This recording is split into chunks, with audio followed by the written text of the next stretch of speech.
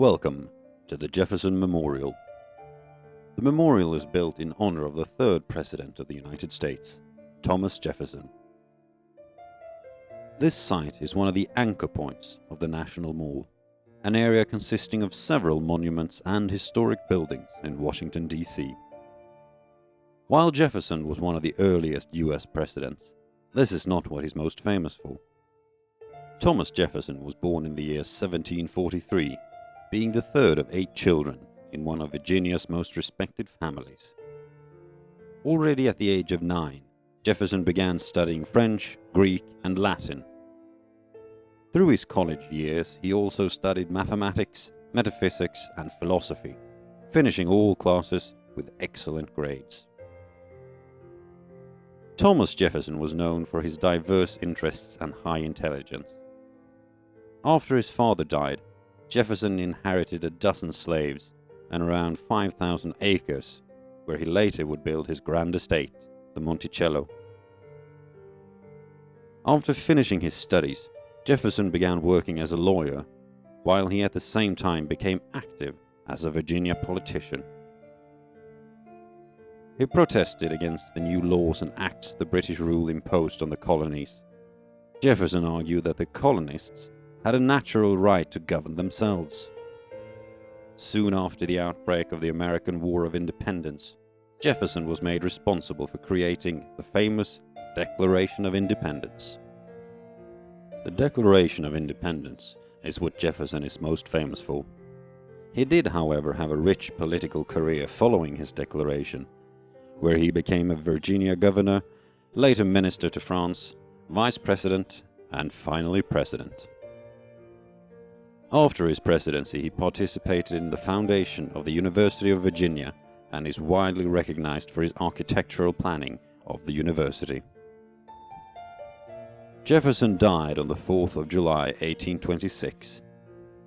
By then he could look back on a life as a wealthy landowner, political philosopher, architect, musician, book collector, scientist, horticulturist, diplomat, inventor, and the third President of the United States.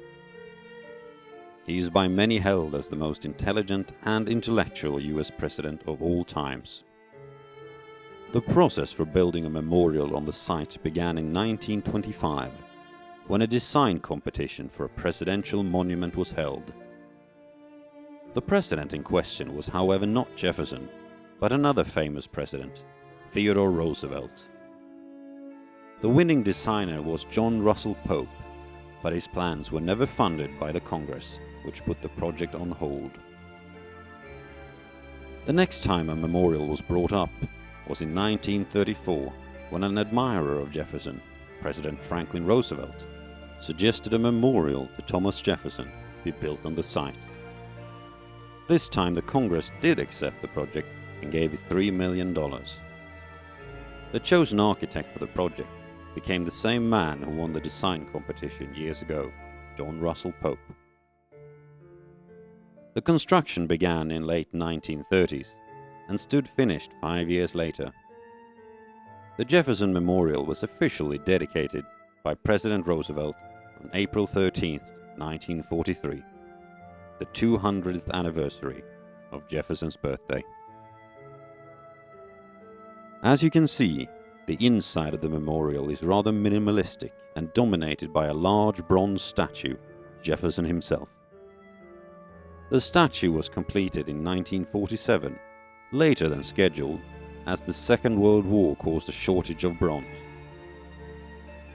The interior of the memorial is made of Georgia marble and limestone, which gives it its distinct white color.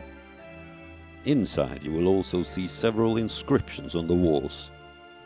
These inscriptions are extracts of several famous texts written wholly or partly by Jefferson, such as a bill for establishing religious freedom, 1777, and parts from letters Jefferson wrote to the leaders at the time. You can read an extract from the Declaration of Independence on the southwest wall, the one facing the back of Jefferson's left arm. The memorial is one of the last American monuments built in a typical neoclassicistic fashion with origins in ancient Greek architecture. The architecture John Russell Pope intended the design of the memorial, loosely based on the Roman Pantheon, to reflect Jefferson's ideal of freedom, independence, and equality. The memorial is also believed to have been inspired by one of Jefferson's own buildings, the University of Virginia, as the two buildings' cupolas and main entrances share a striking resemblance. In a way, one can say that Jefferson contributed in the construction of his own memorial. The project wasn't all that popular during the construction phase. One reason was that several popular elm and cherry trees, which stood on the site, had been removed to make way for the new building. The Commission of Fine Arts also never actually approved the new construction on the site, which further caused controversy. Today, however, the Jefferson Memorial is a popular site, both for locals and tourists.